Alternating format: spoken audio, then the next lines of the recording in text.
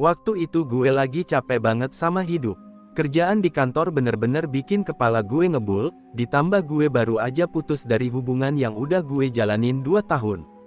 Rasanya kayak semua beban numpuk di kepala, dan satu-satunya hal yang pengen gue lakuin cuma satu, pergi. Kabur sebentar dari semua ini. Akhirnya, tanpa mikir panjang, gue mutusin buat naik ke puncak. Tempat yang katanya adem, tenang, dan cocok buat nenangin pikiran. Gue cari-cari penginapan lewat aplikasi, dan nemu satu tempat yang kelihatannya cocok. Ratingnya lumayan, dan yang bikin gue makin tertarik, tempat itu katanya punya view langsung ke kebun teh. Foto-fotonya kelihatan cantik banget, klasik gitu, bangunan tua bergaya kolonial, tapi katanya nyaman dan bersih. Cocoklah buat healing sejenak. Gue berangkat sendiri naik bus dari terminal. Abis turun di Cisarua, gue lanjut naik ojek online buat ke lokasi penginapannya. Nah, disinilah awal dari semua keanehan itu mulai muncul. Pas gue sebutin alamat penginapannya ke abang ojek, dia langsung ngeliatin gue lewat kaca spion dengan ekspresi aneh. Kayak ragu, tapi gak mau bilang apa-apa. Awalnya gue mikir dia cuma capek atau ngantuk. Tapi begitu udah agak deket ke lokasi, dia nanya dengan nada pelan, "Mas, yakin mau nginep di situ?" Gue yang lagi asik liatin pohon teh di kiri kanan jalan langsung nengok ke dia, "Kenapa emangnya bang?" Dia ngelirik gue sebentar, terus ngomong, "Itu tempat udah lama ditutup sebenarnya." Gue ketawa aja, "Ah masa sih bang, di aplikasi masih ada kok, masih bisa dipesan juga, udah lunas malah." Dia gak jawab, cuma senyum kecil, tapi senyum yang gak enak dilihat. Senyum kayak orang yang nyimpen sesuatu, tapi gak mau nyeritain. Gue pikir, paling juga cerita-cerita horor khas daerah. Banyak kok tempat-tempat yang dibilang berhantu biar ada sensasi, padahal mah aman-aman aja. Pas sampai di gerbang masuk penginapan, suasananya mulai kerasa beda. Jalan masuknya sempit, cuma cukup buat satu mobil. Di kiri kanan masih kebun teh, tapi ada bagian yang rumputnya udah tinggi-tinggi, kayak gak pernah dibersihin. Di ujung jalan ada bangunan tua dengan cat putih yang udah mulai pudar. Atapnya penuh lumut, dan jendelanya besar-besar, khas bangunan Belanda zaman dulu. Abang ojek berhentiin motornya dan gue turun sambil ngerasa agak aneh. Tempat ini, sepi banget. Gak ada suara burung, gak ada suara angin, cuma hening. Bener-bener hening. Gue berdiri di depan gerbang besi tua yang agak berkarat. Gue cek HP, sinyal mulai hilang timbul. Gue mau bilang makasih ke abang ojek, tapi sebelum gue sempat ngomong, dia ngeluarin kalimat terakhirnya dengan bisik pelan banget. "Kalau malam dengar suara manggil dari luar, jangan dibales ya mas." Gue diem sebentar, nunggu dia jelasin maksudnya, tapi dia langsung cabut, gak ngelirik lagi ke belakang. Tinggal gue yang berdiri di situ, megang tas kecil, sambil ngelihatin bangunan tua itu. Gue jalan pelan ke arah pintu depan. Ada bel kecil di samping pintu kayu besar. Gue pencet sekali, gak ada suara. Gue pencet lagi, baru setelah itu pintunya kebuka dari dalam. Seorang ibu-ibu keluarin kepala, lihat gue dari ujung rambut sampai kaki. "Iya, mas, mau nginep?" Suaranya datar banget, gak ramah, tapi juga gak galak. "Iya bu, saya udah booking dari aplikasi." Dia buka pintu sepenuhnya. Bajunya kebaya coklat tua, rambut disanggul, wajahnya pucat, tapi bersih. Dia gak banyak ngomong, langsung nyuruh gue masuk dan ngasih kunci kamar. "Ini kamarnya mas, di lantai 2. Kalau mau keluar, jangan lebih dari jam 6 sore ya." Gue angguk aja, masih mikir mungkin peraturannya ketat karena tempatnya tua atau biar tamu gak nyasar ke kebun teh malam-malam. Tapi cara dia ngomong bikin gue sedikit merinding. Gue naik ke atas, lorongnya panjang dengan lampu-lampu temaram, cat dindingnya pudar, banyak lukisan tua tergantung. Suasana dalamnya dingin, gak cuma karena udaranya, tapi hawa di dalam tempat itu beda. Rasanya kayak kosong, tapi bukan kosong karena gak ada orang. Lebih kayak kosong yang menyimpan sesuatu. Kamar gue ada di ujung lorong. Begitu masuk, gue lega karena kamarnya lumayan bersih. Kasurnya besar, ada jendela gede yang ngadep langsung ke kebun teh. View-nya bagus banget, kabut tipis mulai turun, dan langit mulai gelap. Gue duduk di tepi kasur, buka jaket, nyalain air panas, dan bikin kopi. Sambil minum kopi di balkon kecil, gue sempet mikir, mungkin gue cuma terlalu sensitif tadi. Ini tempat tenang kok, gak ada yang aneh. Tapi entah kenapa, omongan abang ojek itu masih muter-muter di kepala gue. Kalau malam dengar suara manggil dari luar, jangan dibales ya mas. Gue lempar pandangan ke kebun teh yang mulai tertutup kabut. Diam, gak ada siapa-siapa. Tapi entah kenapa, gue ngerasa kayak ada yang ngeliatin dari kejauhan. Kayak ada yang berdiri di balik kabut. Malamnya, sebelum tidur, gue sempat dengar suara langkah kaki dari lorong. Pelan banget, gue kira ada tamu lain. Tapi pas gue buka pintu, lorong kosong. Lampunya masih redup. Gue nunduk, gak ada bayangan kaki siapa-siapa. Gue balik ke kamar, tutup pintu, nyalain lampu tidur. Tapi mata gue gak bisa merem. Perasaan gue gak enak, terlalu sepi, terlalu hening. Udara dingin banget, dan gue ngerasa kamar ini terlalu besar buat gue sendirian. Jam menunjukkan pukul 12.47 malam. Gue lagi ngeliatin langit-langit kamar pas tiba-tiba. Tok, tok, tok, ada suara ketukan dari arah jendela. Gue langsung duduk, jantung gue deg-degan. Jendelanya ketutup tirai, dan gue tahu persis, itu jendela yang ngadep ke kebun teh, gak ada balkon, gak ada tempat berpijak. Siapa yang bisa ketuk dari luar? Tok, tok, tok, suara itu lagi. Tapi sekarang diiringi suara pelan, kayak bisikan. Mas buka dong, dingin di luar. Suara perempuan. Perlahan, gue berdiri. Badan gue dingin, tangan gemetar. Gue maju pelan ke arah jendela. Tapi sebelum gue tarik tirainya, gue keinget lagi.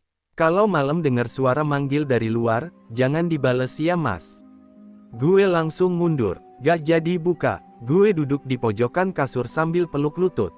Suara ketukan itu berhenti. Tapi malam itu gue gak tidur sama sekali. Dan itu baru permulaan. Pas gue nyampe sore itu, bangunan penginapannya kelihatan jelas dari kejauhan. Gak kayak hotel-hotel modern, ini tuh rumah tua bergaya kolonial yang masih berdiri kokoh di tengah-tengah kebun teh yang luas. Dari luar sih, kesannya antik banget, halaman depan berumput liar, banyak daun kering berserakan, dan dindingnya sebagian udah mulai retak-retak, tapi justru itu yang bikin aura tempat ini beda. Ada sesuatu yang ngebuat gue gak bisa berhenti mandangin bangunannya. Kayak ada daya tarik yang halus tapi kuat, yang narik gue buat masuk lebih dalam. Begitu gue buka pintu utama yang berat dan agak berderit, hawa dingin langsung nyambut dari dalam. Bukan dingin angin gunung, tapi dingin yang aneh. Kayak hawa kosong. Kayak masuk ke tempat yang udah lama gak ditinggalin siapa-siapa, padahal jelas-jelas ada penjaganya. Gue ngeliat ke dalam, lobi kecil dengan lampu kuning temaram dan lantai kayu tua. Ada kursi-kursi rotan di sudut, dan satu meja kayu panjang dengan vas bunga kering yang udah rontok semua. Di belakang meja itu, berdiri sosok ibu-ibu yang kemarin gue lihat. Mukanya datar banget, gak ada ekspresi. Rambutnya disanggul rapi, bajunya kebaya coklat tua kayak zaman dulu. Tapi ada sesuatu dari matanya, yang bikin gue gak nyaman. Bukan karena seram, tapi karena kosong. Gak nyambung. Dia gak banyak ngomong, cuma ngasih gue kunci kamar dan bilang, kalau mau keluar, jangan lebih dari jam 6 sore ya, mas. Gue sempet ngelawak kecil, wah, kayak jam malam pesantren ya, bu. Dia cuma balas dengan anggukan singkat. Gak ada senyum, gak ada respon. Gue jadi males sendiri buat lanjut ngobrol. Gue bawa koper kecil gue, naik ke lantai 2 lewat tangga kayu yang kalau diinjak bunyinya berderit-derit pelan. Kamar gue di ujung lorong. Begitu gue buka pintunya, gue cukup lega karena kamarnya cukup bersih. Kasurnya gede, ada meja kayu di sebelah jendela, lemari tua, dan satu lampu gantung klasik di langit-langit. Jendelanya gede banget, dan pas gue buka tirainya, pemandangannya langsung ke kebun teh. View-nya emang gila sih, asli. Hamparan hijau luas, kabut tipis mulai turun karena matahari juga udah condong ke barat. Suasana adem, sunyi, cuma sesekali suara angin nyapu daun-daun teh. Tapi semakin sore, suasana berubah. Entah kenapa, gue ngerasa kamar ini terlalu tenang. Gak ada suara burung, jangkrik, atau apapun. Bahkan suara angin pun hilang. Kayak vakum. Gue tiduran di kasur sambil mantengin langit-langit. Badan udah lumayan capek, jadi sempet ketiduran bentar. Tapi pas kebangun sekitar jam setengah 1 malam, gue langsung kebangunin sama suara. tok, tok, tok. Gue masih dalam posisi tidur, mata belum melek penuh. Tapi suara itu jelas. Kayak suara ketukan, pelan tapi konsisten. Gue pikir itu pintu kamar.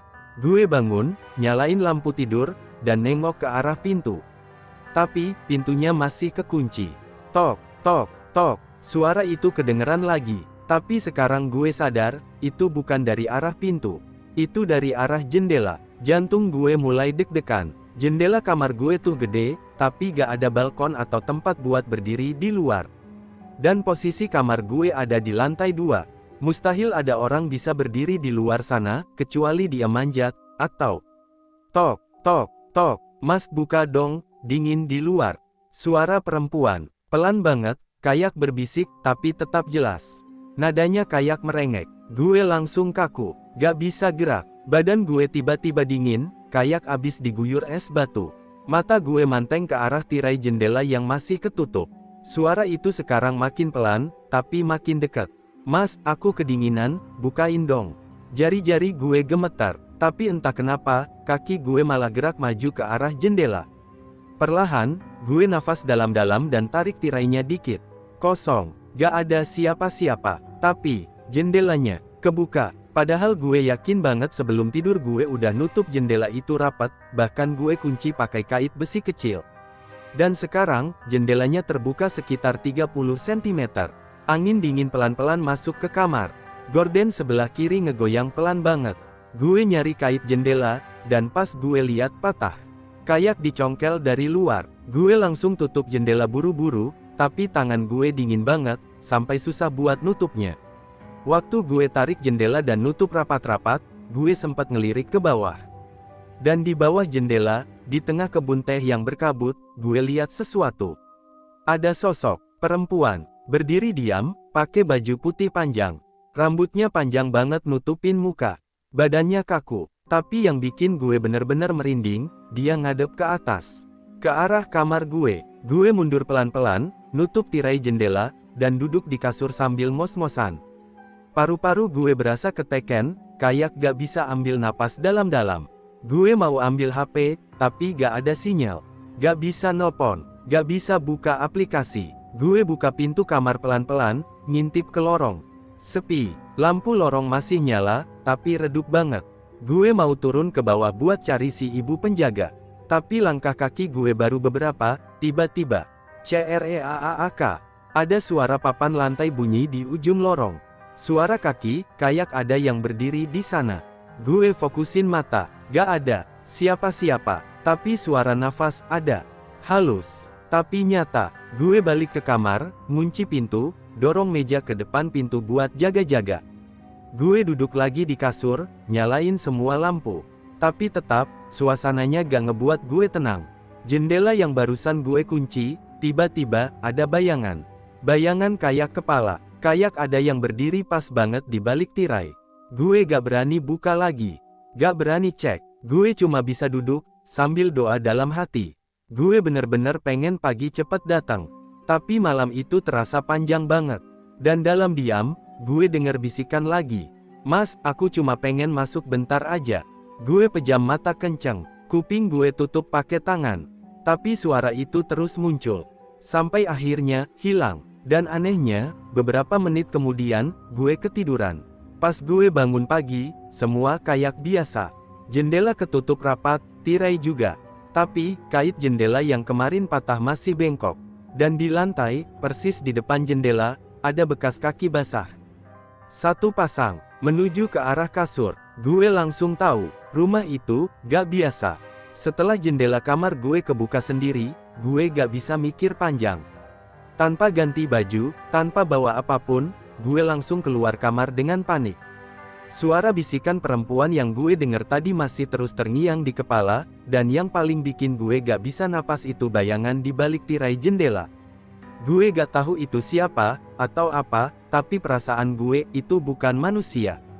Gue turun ke bawah lewat tangga kayu tua yang berderit-derit kayak lagi teriak minta diperbaiki. Setiap langkah gue bikin suara, tapi anehnya, suasana di bawah justru makin sunyi. Lobi yang tadi sore masih ada lampunya, sekarang gelap total. Lampu-lampu gantung yang sebelumnya nyala, semua mati. Gak ada suara kipas, gak ada suara apapun.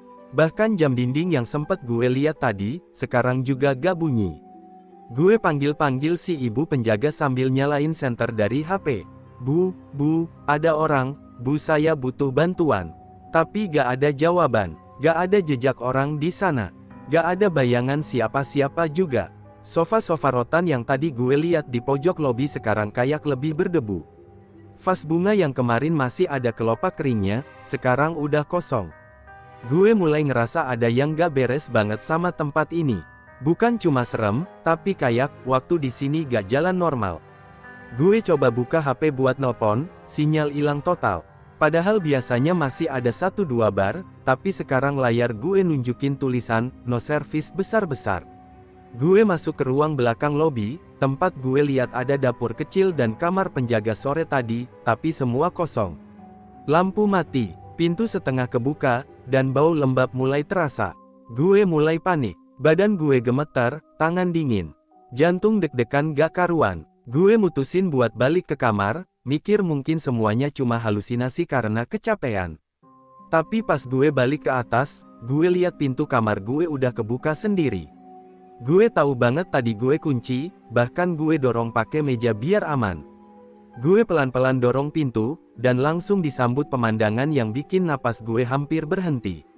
Lampu kamar gue mati, tapi cahaya remang-remang dari luar masuk sedikit dari celah tirai. Kasur gue udah acak-acakan parah.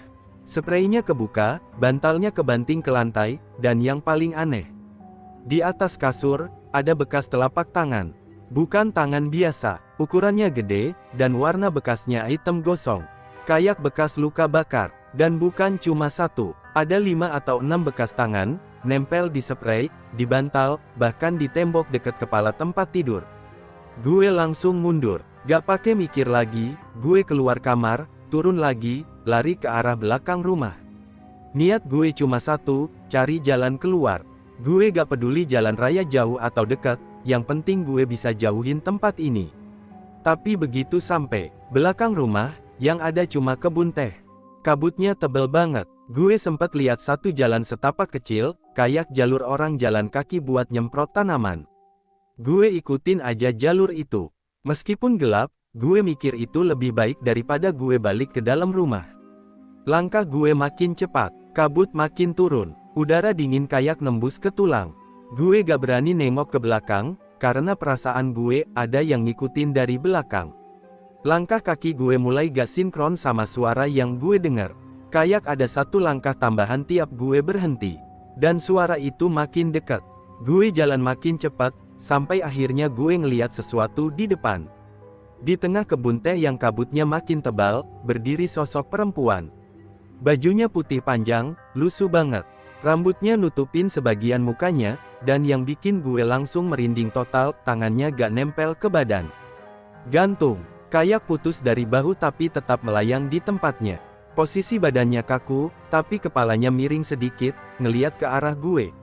Dia senyum, tapi bukan senyum biasa. Senyumnya lebar banget, sampai ke pipi. Kayak bukan senyum manusia. Matanya kosong, gak ada bola mata, cuma lubang hitam besar. Gue mundur pelan, tapi kaki gue gemeter parah. Gue hampir jatuh karena nginjek akar tanaman. Tapi gue terus mundur. Dan di saat gue mau puter badan buat lari, suara itu keluar dari mulutnya. Mas, jangan pergi, sini dulu.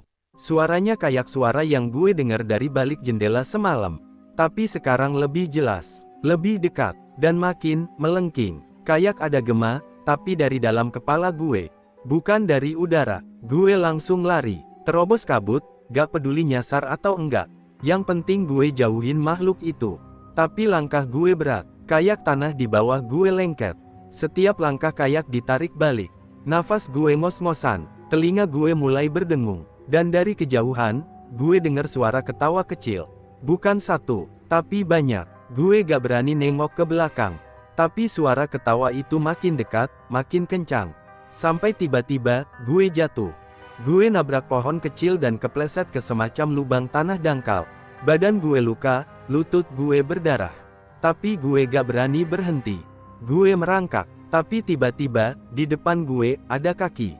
Bukan kaki orang. Kaki itu panjang banget, kulitnya abu-abu kehijauan, jari-jarinya panjang dan kukunya kayak cakar. Kaki itu berdiri diam di depan gue. Pelan-pelan gue ngangkat kepala, dan yang gue lihat, wajah perempuan tadi, tapi sekarang lebih jelas, lebih dekat. Rambutnya basah, nempel ke muka. Matanya bolong, darah netes dari ujung matanya. Dan mulutnya masih senyum. Dia jongkok. "Mas, kamu udah lihat aku, jangan pergi ya." Gue teriak sekuat-kuatnya. Tapi gak ada suara yang keluar. Gelap, kabut makin pekat. Semuanya muter. Dunia kayak goyang. Kepala gue sakit. Dan detik berikutnya, gue pingsan. Entah berapa lama gue gak sadar, tapi saat gue bangun, gue udah ada di kamar lagi. Kamar yang sama, kasurnya masih berantakan, tapi gak separah tadi. Bekas tangan udah gak ada. Jendelanya ketutup, tapi di meja kamar, ada satu bunga teh putih kering. Dan di bawah vasnya, ada secarik kertas. Tulisannya cuma satu kalimat, tulisan tangan kecil. "Kamu udah aku pilih." Dan dari arah lemari, gue dengar suara napas berat, lambat, dan kamar itu terasa lebih dingin dari sebelumnya. Entah gimana caranya, pagi itu gue bisa sampai ke pinggir jalan raya. Kaki gue penuh luka lecet, baju gue kotor penuh tanah dan daun, nafas masih ngos-ngosan, tapi yang penting, gue selamat. Kabut pagi mulai menghilang pelan-pelan, dan dari kejauhan gue lihat ada bapak-bapak tua lagi dorong motor pelan-pelan di pinggir jalan. Gue langsung lambaikan tangan, walaupun tubuh gue masih gemetaran. Bapak itu awalnya kaget lihat kondisi gue, muka gue pucat, tangan gemeter, dan suara gue serak waktu manggil. Tapi dia langsung parkirin motornya dan bantu gue duduk di pinggir jalan, ngasih minum dari botol plastik yang dia bawa. "Mas, kenapa? Abis dari mana?" Dengan suara lemah, gue jawab seadanya, "Saya nginep di rumah tua dekat kebun teh, yang ada di tengah-tengah. Tapi semalam, ada yang aneh." Pas gue nyebutin ciri-ciri rumahnya, mata si bapak langsung membelalak. Dia natap gue lama, terus ngulang pelan, "Mas bilang nginep di rumah itu? Rumah tua di tengah kebun teh?" Gue angguk pelan, nafas masih belum stabil. "Iya pak, saya booking dari aplikasi," katanya penginapan. Bapak itu geleng-geleng kepala sambil nahan napas. "Mas, rumah itu udah ditutup pemerintah 5 tahun lalu." Gue diem, gak ngerti maksudnya. "Loh, tapi, saya check-in sore kemarin. Ada penjaganya kok, ibu-ibu. Saya dikasih kunci, disuruh jangan keluar lewat jam 6. Si bapak langsung berdiri, jalan mondar-mandir kayak lagi bingung sendiri. Lalu dia ngomong pelan, tapi nadanya tegas, "Mas, dengerin saya baik-baik. Rumah itu dulu villa peninggalan Belanda. Dulunya dimiliki sama pemilik kebun teh yang luas banget di sini. Keluarganya tinggal di situ, tapi anak perempuannya hilang waktu main di hutan belakang villa. Dicari-cari gak ketemu. Ibunya stres berat, sampai akhirnya gantung diri di ruang makan. Sejak itu, villa itu jadi tempat aneh." Gue cuma bisa melongo. Cerita ini gak pernah gue dengar di mana-mana. Gak ada info gitu waktu gue cari penginapan itu di aplikasi. Semua ulasan isinya standar, gak ada yang nyebut hal aneh atau mistis. Bapak itu lanjut cerita, setelah istrinya mati, satu persatu orang yang tinggal di villa itu juga meninggal. Ada yang kesetrum di kamar mandi, ada yang ditemukan tenggelam di sumur belakang, dan terakhir, penjaga rumahnya, ibu tua yang katanya baik banget, tapi suka diem-diem nyalain lilin di setiap pojok rumah, kayak buat pengusiran setan. Dia juga meninggal, tapi anehnya, tubuhnya gak lengkap. Yang ketemu cuma kepalanya, itu pun di dasar sumur. Gue ngerasa perut gue mual. Kepala gue berdenyut. Ingat jelas suara si ibu waktu pertama gue datang, datar, gak berperasaan. Tapi, gue ngeliat dia. Dia ngasih gue kunci. Gue bicara langsung sama dia. Bapak itu lanjut pelan, "Warga sini udah sering minta tempat itu ditutup permanen. Soalnya tiap beberapa bulan, pasti ada aja yang hilang di sekitar kebun teh. Wisatawan, pendaki, bahkan tukang kebun. Tapi anehnya, tetap ada aja orang yang bisa booking. Kata orang dalam, ada oknum yang buka akses aplikasi ke villa itu diam-diam, demi dapat duit. Mereka tahu resikonya, tapi nekat." Gue mulai nyambung. Mungkin itu kenapa tempatnya kelihatan sepi. Gak ada tamu lain. Mungkin emang sengaja, satu-satu tamu dijadikan sasaran. Dengan nada serius, si bapak nanya, "Mas, waktu malam dengar apa?" Gue ragu jawab, tapi akhirnya gue cerita tentang suara ketukan di jendela, bisikan cewek, jendela yang kebuka sendiri, dan sosok perempuan di tengah kebun teh. Pas gue nyebut kalau tangan sosok itu gak nempel ke badannya, bapak itu langsung pegang kepala, kayak baru dengar sesuatu yang parah banget. Itu dia, Mas, dia yang ngambil anak si Nyonya dulu. Katanya makhluk dari tanah, penunggu hutan belakang villa, tapi karena hutan itu udah dibuka buat jadi kebun teh, dia marah. Sekarang, dia gak cuma jagain hutan. Dia masuk ke rumah, dan siapapun yang nginep, jadi incarannya. Gue nelen ludah, tenggorokan kering. Semua penjelasan bapak itu kayak potongan puzzle yang selama ini gak bisa gue susun. Sekarang mulai jelas, Mas beruntung bisa keluar hidup-hidup, kata bapak itu lagi. Banyak yang gak pernah balik. Mayatnya gak ketemu. Kadang cuma tasnya aja yang ditemukan. Kadang cuma sepatunya. Gue langsung merinding. Bayangan tangan item gosong di kasur, suara tawa di kebun teh, dan kepala perempuan yang nongol di balik jendela, semua kembali keingetan. Dan sekarang gue tahu, itu bukan mimpi. Sampai sekarang gue gak tahu siapa yang sebenarnya benar-benar masih hidup di rumah itu. Ibu penjaga itu. Kalau bener dia udah mati 2 tahun lalu, terus siapa yang gue ajak ngobrol? Siapa yang ngasih gue kunci kamar? Atau emang sengaja dikasih? Supaya pintunya bisa dibuka sendiri dari dalam. Supaya gue bisa ketemu sama yang ngintai dari balik kabut. Bapak itu akhirnya anterin gue ke warung kecil dekat desa bawah.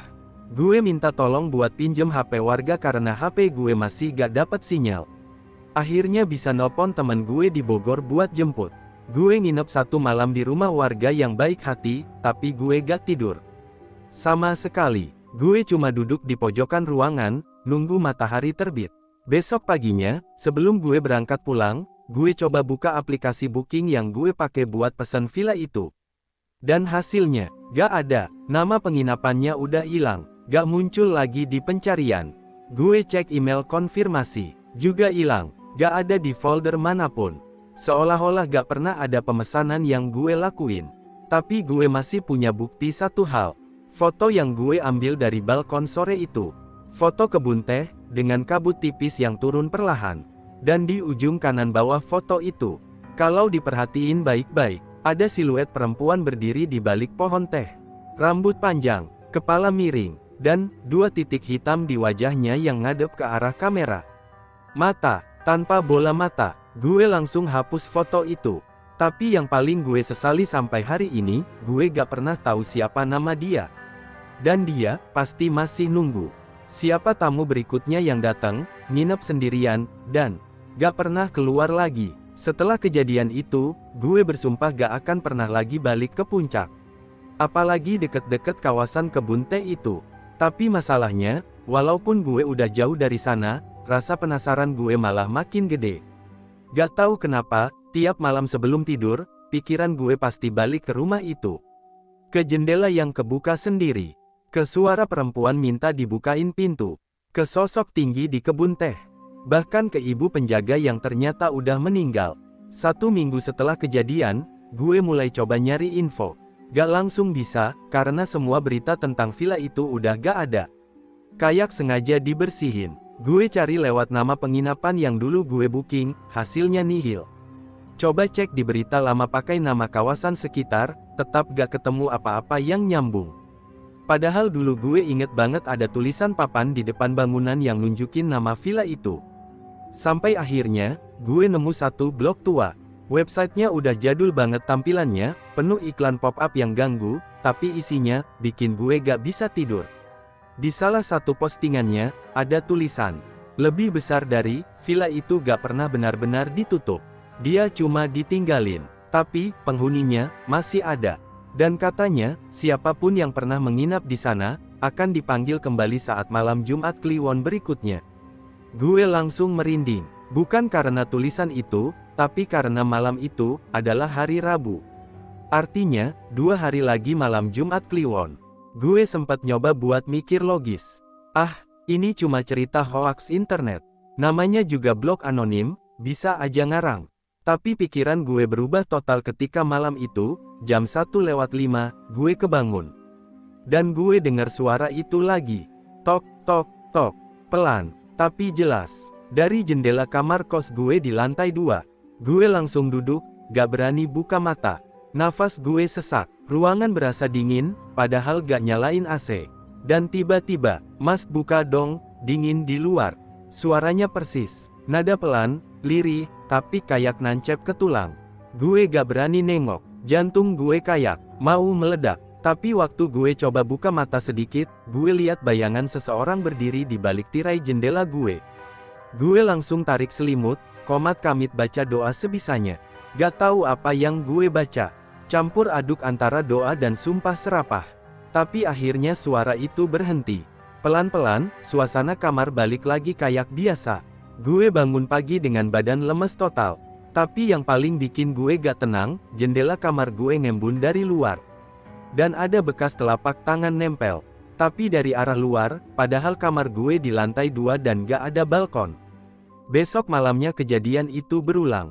Persis jam 1, suara ketukan, bisikan perempuan, dan embun di kaca jendela. Tapi kali ini, setelah suara itu berhenti, gue dapat notifikasi email masuk. Gue buka, dan isinya bikin badan gue langsung dingin. Konfirmasi pemesanan villa, atas nama gue sendiri. Tanggal check-in, Jumat Kliwon, 2 hari lagi. Gue panik, gak ngerasa pesan apa-apa. Gue buka aplikasi tempat gue biasa booking penginapan. Gak ada histori, tapi email itu ada, lengkap dengan kode booking, peta lokasi, dan nama villa yang sama persis kayak dulu. Gue langsung klik link lokasi. Maps kebuka, nunjukin titik merah di tengah kebun teh. Tapi anehnya, waktu gue zoom in, muncul foto preview bangunan yang kelihatan tua banget, dan ada sosok bayangan di balkon lantai 2. Gue langsung matiin HP, gak bisa mikir. Oke, ini udah lewat dari gangguan biasa. Ini kayak undangan, atau panggilan. Jumat pagi, gue bolos kerja. Gue pergi ke masjid buat tenangin diri. Tapi sepanjang hari, kepala gue berat. Setiap jam 1 malam makin dekat, dada gue makin sesek. Gue udah nyiapin kopi, ayat kursi, bacaan apapun yang bisa nenangin gue malam nanti. Tapi lo tahu gak yang paling nyeremin? Jam 12.55, listrik kosan gue padam. Total, gelap gulita. Dan HP gue, baterainya tiba-tiba drop ke 1%, padahal baru sejam yang lalu masih 72%. Jam 1 tepat, ketukan itu muncul lagi. Tok, tok, tok, "Mas buka dong, dingin di luar." Tapi kali ini, ada yang beda. Ada suara kedua, suara berat, serak, kayak suara orang dewasa, tapi kasar dan dalam. Udah waktunya balik. Gue gak tahan. Gue teriak sekuat tenaga. Tapi gak ada yang dengar. Gue coba keluar kamar, tapi pintu gak bisa dibuka. Jendela gue tiba-tiba kebuka sendiri. Tirainya naik pelan kayak ditarik angin dari luar. Dan saat gue nengok, ada sosok berdiri di balkon rumah sebelah. Rambutnya panjang sampai tanah. Bajunya putih lusuh. Tapi kali ini, ada darah netes dari matanya. Tangan kirinya buntung, tangan kanannya nunjuk ke arah gue. Dia senyum, tapi senyumnya bukan kayak manusia. Tiba-tiba mata gue hitam. Semua ruangan muter, dan gue pingsan. Gue bangun paginya di kasur. Tapi bukan di kamar kos. Di kasur villa itu, villa tengah kebun teh. Jendela terbuka, kabut tipis masuk ke kamar. Dan gue tahu, gue udah datang lagi. Sekarang gue ngerti, villa itu gak pernah bisa ditinggalin. Lo bisa kabur, tapi lo gak pernah benar-benar bebas. Karena siapapun yang pernah masuk, akan selalu dipanggil balik. Dan saat lo datang lagi, lo gak bakal bisa keluar lagi. Mungkin, kayak gue sekarang. Karena kalau lo baca ini, berarti gue udah gak ada. Tapi tenang, kalau malam Jumat Kliwon berikutnya lo dengar suara ketukan jam 1 malam. Tok, tok, tok, "Mas buka dong, dingin di luar." Jangan dibuka ya, atau nanti, lo gantiin gue.